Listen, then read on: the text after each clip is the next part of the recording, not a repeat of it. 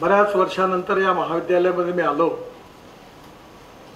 आणि या 25 वर्षामध्ये या महाविद्यालयाचा परिसर, याची प्रगती, याचा विकास बघून मला खूप मनापासून आनंद झाला। सर्वप्रथम मी जगदीश गुप्ता आणि त्यांच्या सर्व सहकाऱ्यांचं मनापासून अभिनंदन करतो आणि त्यांना खूप खूप शुभेच्छा देतो।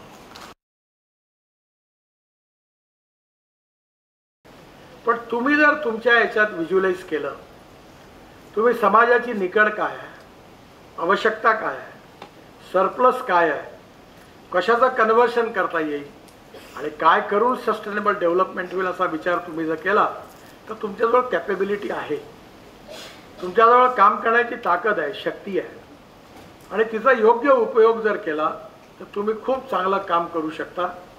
तुम्ही अतिशय नशीबवान आहात की तुम्हाला एका चांगल्या महाविद्यालयात इंजिनिअरिंग कॉलेजमध्ये टेक्नॉलॉजी आणि इंजिनिअरिंग कॉलेजचं विद्यार्थी म्हणून शिकण्याची संधी मिळाली, चांगलं शिक्षण मिळालं, जीवनातली चांगली परीक्षा पास होणार तुम्ही।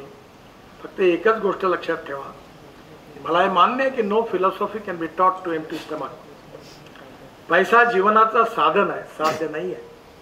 त्यामुळे conversion of knowledge into wealth हे अपरिहार्य आहे, पण त्याचबरोबर माणूस पण कधी विसरू नका।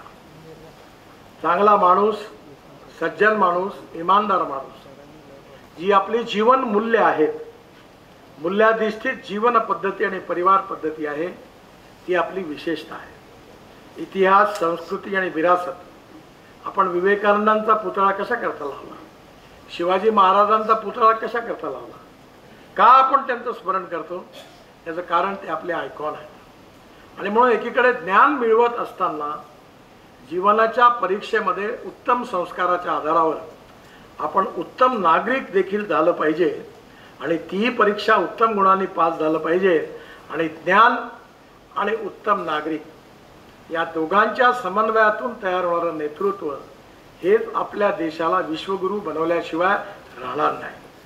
25 वर्षाची कारकीर्द आमची व्यवस्थित आपल्याला वाटली, याची धन्यता आम्हाला आहे आणि अतिशय सुंदर मार्गदर्शन आमच्या सिपना परिवाराला, फक्त विद्यार्थ्यांसाठीच नव्हे तर संपूर्ण सिपना परिवाराला आणि मीडियाच्या माध्यमातून संपूर्ण देशवासियांना इथून उपलब्ध होईल याचा विश्वास या कार्यक्रमाचा फलित मी मानतो।